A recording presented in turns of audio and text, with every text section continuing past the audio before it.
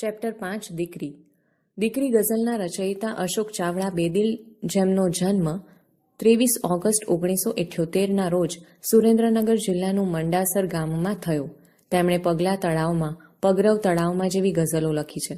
ડાળખીથી સાવ છૂટા એ એમનો પ્રતિબદ્ધ કવિતાનો સંગ્રહ છે. દીકરી વહાલનો દરિયો એવી દીકરીનું ગૌરવ અહીં આ કાવ્યમાં ગઝલ રૂપે પ્રગટ થયું છે.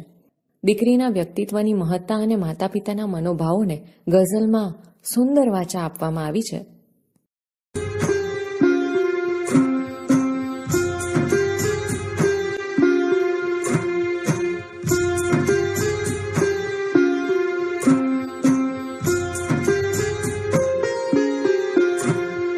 સ્વર્ગની એક દેવીની ઝલકમાં દીકરી, સ્વર્ગની એક દેવીની ઝલકમાં દીકરી છે. સુખડ ચંદન ને કુમકુમના તિલકમાં દીકરી, સ્વર્ગની એક દેવીની ઝલકમાં દીકરી.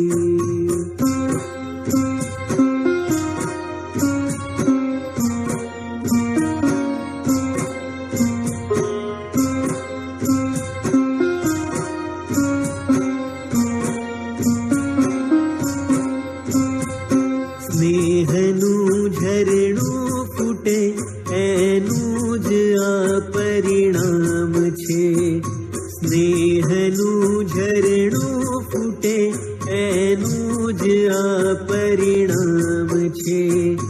કોતરે છે કોઈ વર્ષોથી ખડકમાં દીકરી, સ્વર્ગની એક દેવીની ઝલકમાં દીકરી.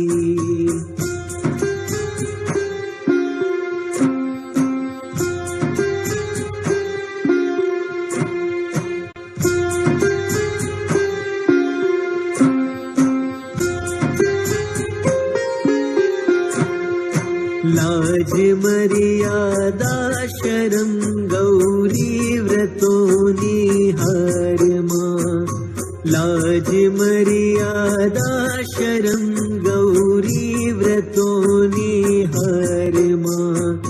ઉછરે છે રોજ કાયમથી ફળકમાં દીકરી, સ્વર્ગની એક દેવીની ઝલકમાં દીકરી.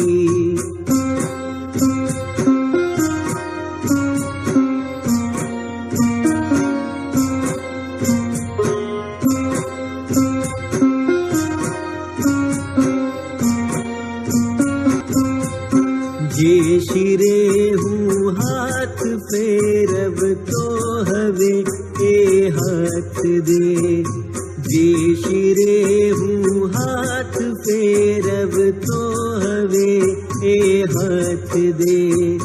વિસ્તરે છે એમ સમજણના ફલકમાં દીકરી, સ્વર્ગની એક દેવીની ઝલકમાં દીકરી.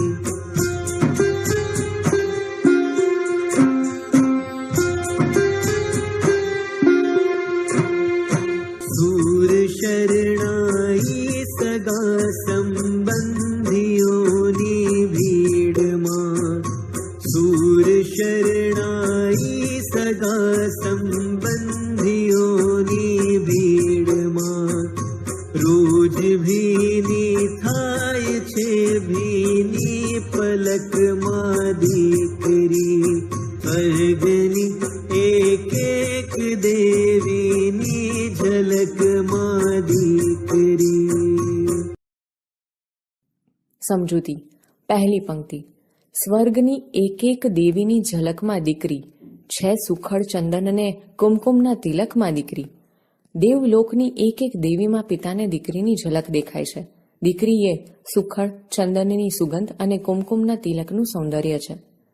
બીજી પંક્તિ. સ્નેહનું ઝરણું ફૂટે એનું જ આ પરિણામ છે.